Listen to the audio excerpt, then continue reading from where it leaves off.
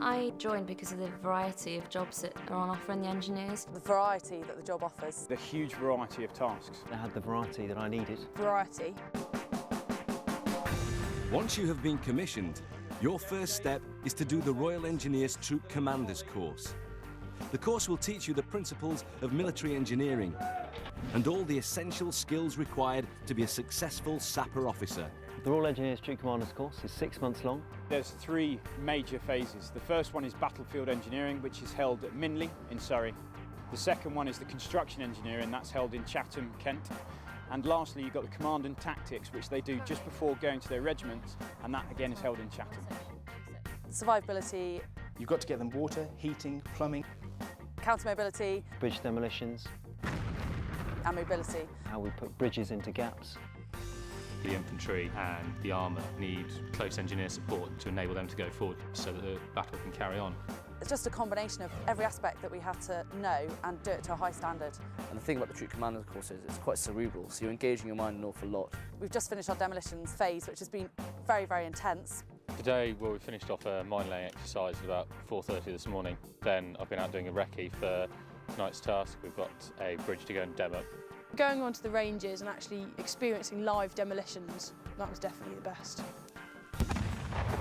There's so much to fit in. We need to make sure we get things right. It's hectic, that's for sure, but compared to Sandhurst, it's actually really good. We've got the officers' mess lifestyle now, enjoying that, and weekends off an absolute godsend as well. Whilst in the engineers, I've done swimming, lots of adventurous training.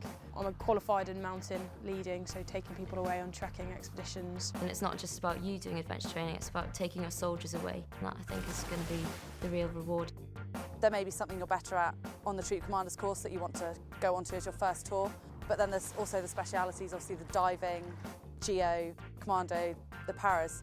After the 6.5 months on the course, you will not remember everything. However, you must know a little about everything and go forward and be willing to learn more when you get to your regiment.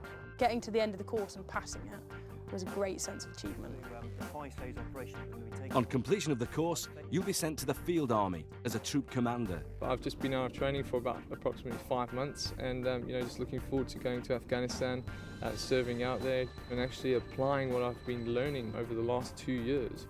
I mean, I'm 22 and in 3 months' time I'm going to be going out and commanding a troop of 30 men. There's very few people my age that get the opportunity to do that. A Royal Engineers Troop Commander is extremely busy, both in barracks and on operations.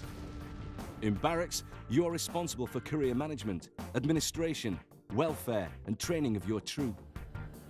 On operations, you will often go into action alongside other combat units, but the job is far from over once the fighting stops.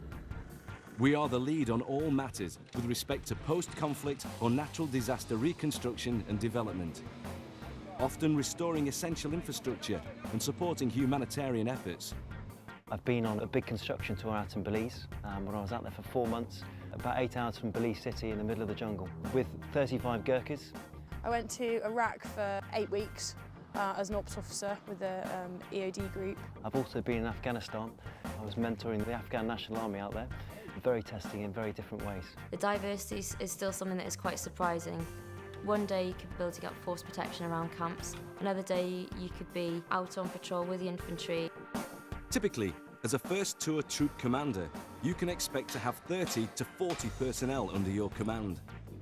Many of them will have specialist skills, and every troop will have the training and knowledge to undertake any battlefield engineering or construction task. As a troop commander, you're learning how to manage the site, how to manage the troops underneath you who are more highly skilled than you, and you're managing those skills, how to utilise those best. With the variety that we've got in the Royal Engineers of both the trades and the men, commanding those and ensuring that we get the best out of those men really is an exciting job to do.